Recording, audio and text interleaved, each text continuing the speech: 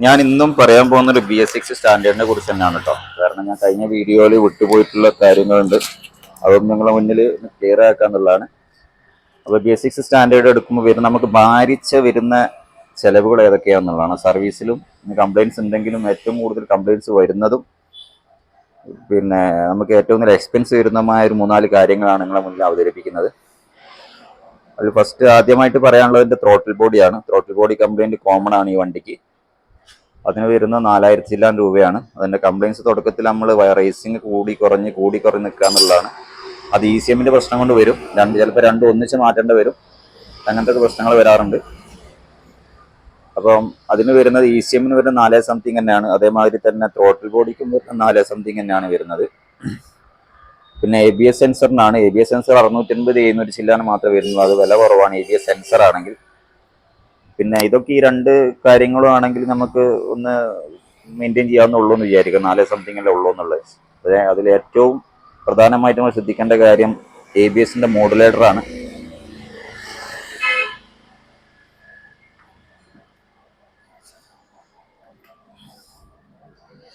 ഇവിടെയാണ് ABSൻ്റെ മോഡുലേറ്റർ വരിക.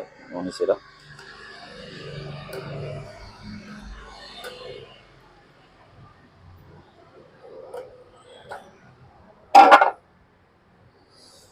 ഇതാണ് ABSൻ്റെ മോഡുലേറ്റർ വരുന്നത്. അപ്പോൾ നിങ്ങൾ ഈ ABSൻ്റെ മോഡുലേറ്ററിന് ഈ ഭാഗം അയച്ച് ഇതിനൊരു കവർ വരുന്നുണ്ട്. അപ്പോൾ ഇതിൻ്റെ കവറൊക്കെ കളഞ്ഞു, കാണുന്നില്ല. ഇതിൻ്റെ മുകളിൽ ഒരു റബ്ബറിൻ്റെ ഒരു കവറിങ് വരും. ഈ കവറിങ് ശരിക്കും അതിൻ്റെ മുകളിൽ കണ്ടോ, ഈ കവറിങ്ങൊക്കെ ചുരുട്ടി മുകളിലേക്ക് ഇട്ടേക്കുക. അപ്പോൾ ഈ കവറിങ് കറക്റ്റായിട്ട് അതിൻ്റെ മുകളിൽ ശരിക്ക് കവർ ചെയ്തിടുക. അപ്പോൾ അതൊന്ന് അയച്ച് റെഡിയാക്കാനുള്ളതാണ്. ഇവിടെ റബ്ബർ ആ കേബിളിൻ്റെ മുകളിൽ ABSൻ്റെ മോഡുലേറ്ററിലേക്ക് വരുന്ന വയറിങ്ങിൻ്റെ മുകളിൽ ഒരു റബ്ബറിൻ്റെ ഒരു കവറിങ് ഉണ്ട്. ഈ ഒരു കവറിങ് ശരിക്കും അതിൻ്റെ മുകളിൽ ശരിക്കും സീറ്റിംഗ് ആക്കിയിടുക. എന്താണെന്ന് വെച്ചാൽ ആ പിന്നിലേക്ക് വെള്ളം കയറാതിരിക്കാൻ വേണ്ടിയിട്ടാണ്. അത് ഏറ്റവും കൂടുതൽ വാട്ടർ സർവീസിൻ്റെ സമയത്ത് ഏറ്റവും കൂടുതൽ പ്രഷറൈസ് ചെയ്ത് വെള്ളം അടിക്കുന്ന ഒരു ഏരിയ ആണതിൽ. കാരണം മണ്ണ് കയറുന്ന ഏരിയ ആണ്. BS6ൻ്റെ ഏറ്റവും കൂടുതൽ മൈനസ് ആയിട്ട് തന്നെ പറയാവുന്നത്. കാരണം അതിൻ്റെ പിന്നെ ABSൻ്റെ മോഡുലേറ്റർ ഫിറ്റ് ചെയ്തേക്കുന്ന ശരിക്ക് ഒരിക്കലും ചെയ്യാൻ പാടില്ലാത്തൊരു സ്ഥലത്താന്ന് തന്നെ പറയാം. കാരണം പക്ഷേ J-സീരീസിലൊക്കെ ആ ഒരു കാര്യങ്ങൾ പൂർണ്ണമായിട്ടും പരിഹരിച്ചിട്ടുണ്ട്. പക്ഷേ ഫസ്റ്റ് വന്ന BS6 എന്നുള്ളതിൻ്റെ ഒരു പോരായ്മ തന്നെയായിരുന്നു. അപ്പോൾ ഈ ഒരു കാര്യം പ്രത്യേകം ശ്രദ്ധിക്കുക. ABSൻ്റെ ലൈറ്റ് കത്തി നിൽക്കുക, അതായത് 5 കിലോമീറ്റർ, അതായത് ഇഗ്നിഷൻ ഓൺ ചെയ്യുന്ന സമയത്ത് ക്ലസ്റ്ററിൽ ABSൻ്റെ ലൈറ്റ് തെളിയണം.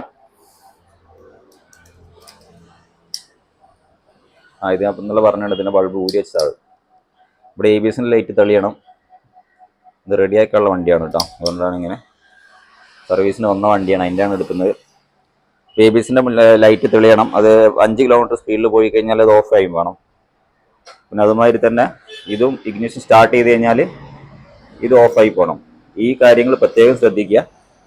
പിന്നെ 15 സംതിങ് ആണ് ABS മോഡുലേറ്ററിന് വരുന്ന വില കേട്ടോ. 15-ൻ്റെയും 16-ൻ്റെ ഇടയിലായിട്ടാണ് അതിൻ്റെ റേറ്റ് വരുന്നത്. അതൊരുവിധം ആർക്കും തന്നെ നമുക്ക് റീപ്ലേസ് ചെയ്യാൻ കഴിയില്ല. കാരണം പിന്നെ നമുക്ക് ABS ഇല്ലാതെ ഓടുക മാത്രമുള്ള ഓപ്ഷൻ ഉണ്ടാവുള്ളൂ. അങ്ങനെ ABS പറഞ്ഞ ഓപ്ഷൻ ഉദ്ദേശിച്ചായിരിക്കും ചിലപ്പോൾ BS6 വണ്ടിക്ക് ആളുകൾ എടുക്കുക. അപ്പോൾ ABSൻ്റെ ആ ഒരു കംപ്ലയിൻറ്റ് വന്നു കഴിഞ്ഞാൽ പിന്നെ 16,000 രൂപ വെച്ച് കൊടുത്തിട്ട് ഒരു ABS മോഡുലേറ്റർ പിന്നെ നമ്മൾ മാറ്റാന്നൊക്കെ വെച്ച് കഴിഞ്ഞാൽ മിക്കവാറും ആളുകൾ സംബന്ധിച്ചിടത്തോളം നടക്കാത്ത സംഗതിയാണ്. പിന്നെ അടുത്ത് വരുന്ന വലിയൊരു വിഷയം നമ്മൾ ശ്രദ്ധിക്കാതെ പോണ സാധനമാണ് സൈലൻസർ. അതായത് കാറ്റലിക് കൺവേർട്ടറും സൈലൻസറും. ഇത് കാറ്റലിക് കൺവേർട്ടറാണ്. ഈ കാര്യങ്ങൾ നല്ലോണം ശ്രദ്ധിക്കണം. തുരുമ്പ് അല്ലാതെ ഉള്ള വണ്ടിയൊക്കെ ആണെങ്കിൽ ഓളോ മറ്റോ വന്നുണ്ടോ നോക്കണം. കാരണം ഇതിന് വരുന്ന 10-15 രൂപേൻ്റെ മുകളിൽ വരുന്നുണ്ട്. ഇവിടെ നിന്നുള്ള ഈ പീസ് വരെ 10,000 രൂപേൻ്റെ മുകളിലേക്ക് വരുന്നുണ്ട്. പിന്നെ ഇവിടുന്ന് അങ്ങോട്ടുള്ള സൈലൻസറിന് വരുന്നത് 27,000 രൂപയാണ്. അപ്പോൾ 27,000 രൂപ വരും ആ ഒരു സാധനത്തിന്. ആ സാധനത്തിന് കംപ്ലയിൻറ്റ് വരുന്നുണ്ട്. ആ സാധനം നമ്മൾ ലോങ് ടൈം പാർക്കിംഗ് ഉള്ള, ഇപ്പോൾ ഗൾഫിലൊക്കെ പോകുന്ന ആൾക്കാർ പാർക്ക് ചെയ്ത് പോകാറുണ്ട്. അങ്ങനെയുള്ള ആളുകൾ എപ്പോഴും വണ്ടി സ്റ്റാർട്ട് ചെയ്തിട്ടാണ് നോക്കുക. ഇടയ്ക്കിടയ്ക്ക് സ്റ്റാർട്ട് ചെയ്തിട്ടിട്ട് കുറച്ച് ഓടുന്ന രീതിയിലേക്ക് ആക്കുക. കാരണം BS6 സൈലൻസർ മാറ്റുക എന്നുള്ള 27,000 രൂപ കൊടുത്ത് സൈലൻസർ മാറ്റുന്ന ചില ആളുകൾ കുറച്ച് ബുദ്ധിമുട്ടുള്ള കാര്യം തന്നെയാണ്. ഏറ്റവും കൂടുതൽ എക്സ്പെൻസീവ് ആയിട്ട് ഒരു വണ്ടിൻ്റെ മുകളിൽ BS6 വരുന്നതും ഈ ഒരു മോഡൽ പിന്നെ സൈലൻസറാണ്. അപ്പോൾ ആ കാര്യം പ്രത്യേകം ശ്രദ്ധിക്കുക. അതിൻ്റെ ആ ഒരു ഇപ്പം നമ്മുടെ അടുത്തേക്ക് വന്നിട്ടുള്ള BS6ൻ്റെ സൈലൻസറിൻ്റെ ഒരു സൗണ്ട് ഞാൻ കേൾപ്പിച്ചു തരാം.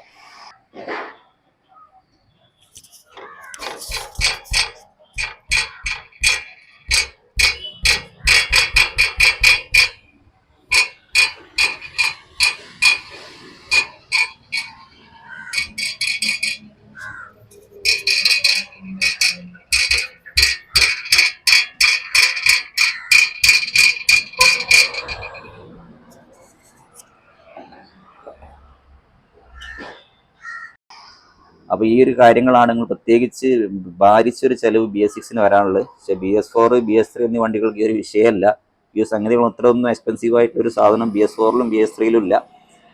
അപ്പം പിന്നെ J സീരീസിലൊക്കെ ഉണ്ട് കേട്ടോ. സീരീസിലും ഇതേമാതിരി തന്നെ എക്സ്പെൻസീവ് ആണ്. കാരണം ഇപ്പം കാലികമായിട്ട് വണ്ടി മാറ്റം വന്നു, അതേമാതിരി നിർബന്ധിതമായിട്ട് എല്ലാ കാര്യങ്ങളും അഡ്വാൻസ്ഡ് ആയി, എല്ലാ കാര്യവും അഡ്വാൻസ്ഡ് ആയി. പിന്നെ കാറിൻ്റെ മാതിരിയുള്ള സിസ്റ്ററും സെൻസേഴ്സൊക്കെ വന്നതിൻ്റെ അടിസ്ഥാനത്തിൽ നമ്മൾ വണ്ടി ഉപയോഗിക്കുന്ന സമയത്ത് പഴയ വണ്ടി ഉപയോഗിക്കുന്ന മാതിരി ഉപയോഗിക്കും. വെള്ളവും മഴയും നമുക്ക് പ്രശ്നമായിരിക്കില്ല. ഇപ്പോൾ മഴയത്താണെങ്കിൽ വാട്ടർ സർവീസിന് കൊടുക്കുന്ന സമയത്താണെങ്കിൽ ഇപ്പോൾ അവരും ശ്രദ്ധിക്കില്ല, ഇപ്പം നമ്മളും ശ്രദ്ധിക്കില്ല. വാട്ടർ സർവീസിന് കൊടുക്കുന്ന സമയത്ത് ശരിക്കും വാട്ടർ സർവീസ് ചെയ്താൽ തന്നെ വെയിലത്തിട്ട് ശരിക്കും ഉണങ്ങിയതിന് ശേഷം മാത്രം വണ്ടി സ്റ്റാർട്ട് ചെയ്യാൻ ശ്രമിക്കുക.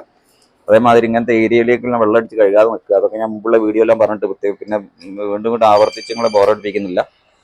അപ്പം നമ്മൾ സാധാരണ ഒരു കാറ് എങ്ങനെയാണോ, കാറിന്റെ ബോണറ്റ് പൊക്കിയിട്ട് എങ്ങനെയാണോ എഞ്ചിൻ റൂമിലേക്ക് വെള്ളമടിച്ച് എന്താ സംഭവിക്കുക, അതേമാതിരിയുള്ള ഏരിയകളാണ് ഇതിലൊക്കെ വരുന്നത്. അതുകൊണ്ട് BS6 വണ്ടിയെ ഞാൻ ഒരു നെഗറ്റീവായിട്ട് പറയല്ല.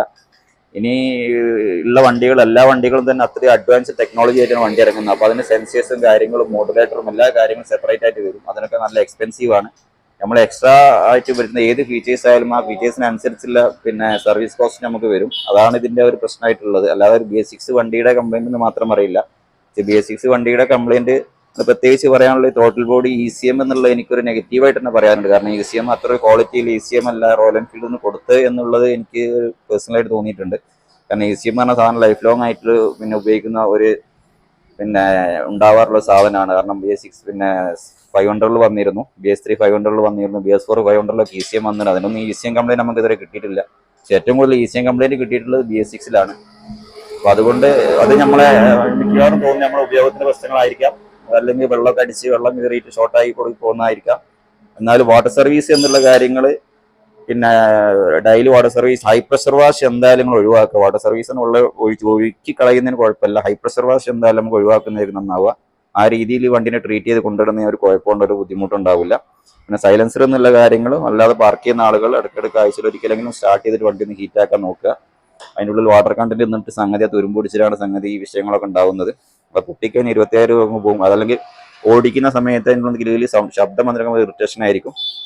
അപ്പോൾ ഇതാണ് BS6ന്റെ പിന്നെ ഭാരിച്ച ചെലവെന്ന് ഞാൻ ഇതിനോട് ഉദ്ദേശിച്ചിട്ടുള്ളത്. അപ്പോൾ അടുത്തൊരു വീഡിയോ കാണാം. Thanks for watching.